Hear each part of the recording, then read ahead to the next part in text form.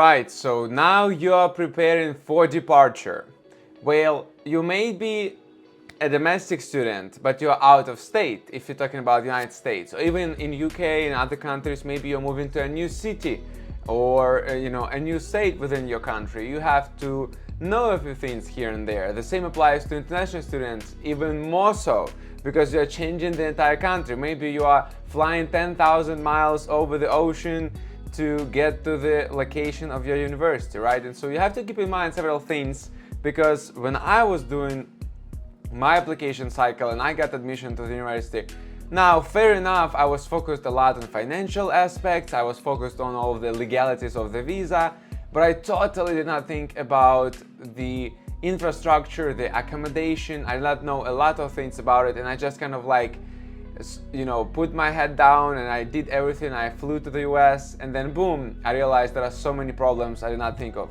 So this video might help you to understand better what you can expect. So first of all, obviously you have to know that, speaking of US specifically, for instance, that it's very diverse country in the sense that there are many cultures. There are many American cultures, there's Southern culture, there are cultures up north, and there are cultures of other, people from other nationalities, ethnicities. There is American Indians, there are people who flew from Europe, there are people from Asia, Hispanic, Latin America, so many people from different parts of the world. And so just know, it's not like you can't really pick and choose the location in that sense, but you can maybe choose what you like more. For example, Florida historically has a lot of people from Latin America. It has a lot of Hispanic people, Cubans, Jamaica, people from Jamaica, Dominican Republic, etc.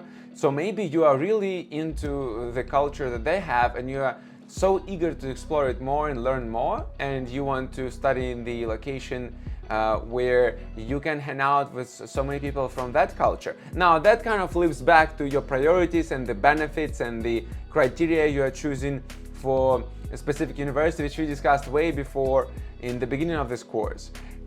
Obviously here, if you already accepted the university, you don't have much choice, but at least you can think about it, you can understand how can you interact with the different diverse groups you will meet. So that's important to know. In other parts of the world, in other parts of the country, you might find other cultures and people from other ethnicities. So maybe you can also use it to your advantage. You can find people from your country there if you're an international student, or from your state, and you can connect, you can create a community, and maybe communities are already there, and you can build relationships and leverage all the things, resources that this community provides, and maybe help each other out. So that can be great. Another aspect of culture you can keep in mind is different tiny things that they are not as important to learn before you arrive, but it might be interesting to keep them in mind to see if you will be more well equipped, so to speak, when it comes to understanding culture better. For example, there is this habit in the US where friends hang out in each other's houses, and they have this thing called BOB, which is bring your own beer, kind of. Well, maybe abbreviation is something else, but the point is, when you come, you bring your alcohol, even if you drink, or maybe you bring some food or snacks, things like that. Obviously, the host should provide something, but it's not going to be like maybe in Eastern Europe. I'm from Eastern Europe. The culture is a little bit different. You don't need to bring anything. Obviously, if you want to, it's more like encouragement, and you bring something for the table, but it's not like you are bringing your own things for you to consume. It's more like, I'm hosting, I'm gonna have dinner table full of food and drinks and everything, and then if you want to provide me with a gift and bring sweets, or for like dessert and bring another bottle of wine, then you do it. It's not so much for you to consume it quite literally, it's more like, okay, I brought something for this table as well. Again, not a requirement, more of a cultural gesture, right? However, in the US, it's more pragmatic. It's like there are too many people from different ethnicities, just like we discussed. Everybody has all these different cuisine, requirements, vegan versus carnivore versus omnivore, what is gluten, no gluten, Because of this, people created this culture where just bring your own stuff, whatever you truly will eat, or talk to your friend beforehand and ask, confirm certain requests when it comes to food and meals and drinks. So one way or another, this is a cultural thing. So I'm just letting you know this as an example.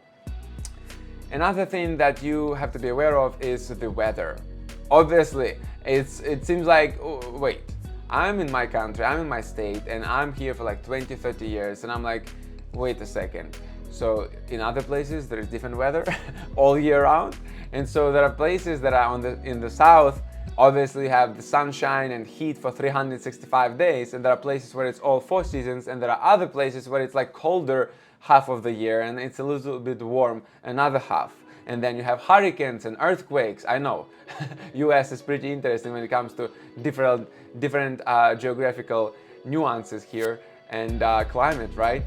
But yeah, climate and weather and conditions you have to be aware of. Maybe you have some health limitations, some allergies, for example. Maybe you don't want to deal with certain plants that produce pollen that makes you really sick. So you just, if you are able to kind of predict these things and do a little bit of more research on your location, then it's the best. And then you might make sure you won't have any problems. Because for myself, again, my own example, first month I was studying in Arkansas, I think I literally lost ability to hear almost on my left ear because there was some kind of allergic reaction either to level of humidity or plant. To this day, nobody knew what was happening. Maybe it was inflammation, but it definitely happened because of the location. That was the premise, and I'm just letting you know sometimes it's gonna take time for you to acclimate, and one way to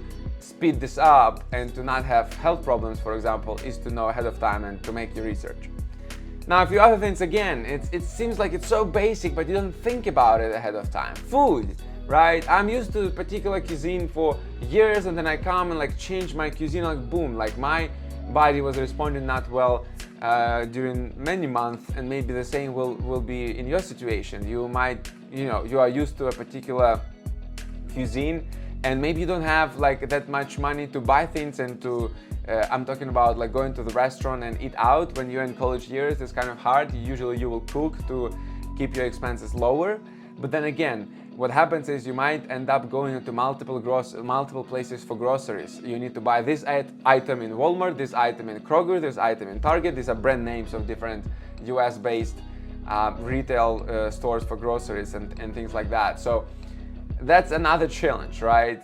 Maybe you're a student from India. There are many Indian stores and many other Indian students you can hang with, and you can connect, and they will help you find the items you need. But maybe you are from the country that there are not as many students in the US, or if you study in UK or other countries as an international student, and it's going to be challenging for you. So again, think ahead of time what type of food you are used to and whether you think that your body will respond differently to a different cuisine.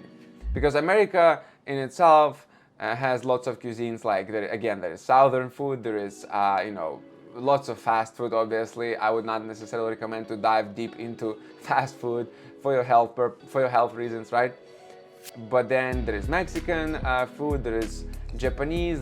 It seems like there is a lot of options, which is really good. But then again, maybe something is missing. Maybe some places do not meet your requirements. Just make sure to make your research. Another thing I would mention is accommodation. This one is a big one because it can be as simple as that outlets are different. For the socket connection is different. You have to buy an adapter. You have a laptop and all the cable, or from Eastern Europe or Asia where the connection might be different, right? Then it might be that the most important thing is actually what's quite interesting to me is that 99% of the time, if you rent an apartment in the US, is that the apartment is not furnished. There is no furniture whatsoever, and that was so surprising because for me it was like I'm used to having furniture when I rent an apartment, so that was interesting. But you can also look at it from a positive standpoint. It's an opportunity for you to buy your own furniture, and definitely there are groups and communities that help with free furniture. You can rent it out if you're on a budget, so there are ways to handle that question. And then another thing is some dorms are more expensive to live at, even with other students that you share together, the dorm, right? The dorm room. Then you would rent an apartment off campus, still close to campus, but off campus. So keep in mind there are so many things you can work on ahead of time before your departure. And once again, weather conditions, climate, infrastructure. For example, are there a lot of public transportation, or you should buy a car, or you should connect with somebody, with a roommate, a student who already has a car. So what's like the accommodation that you're renting, right?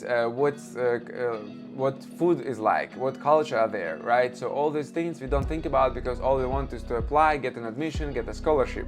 But these things matter because at the end of the day, besides studying and spending long nights in the library, you also will live a little, and the way you will live will impact your mental and physical state, and that in itself will impact your performance during college. So make sure to cover these topics, and again, I wish you the best and smooth departure, and hopefully amazing year or number of years of studies.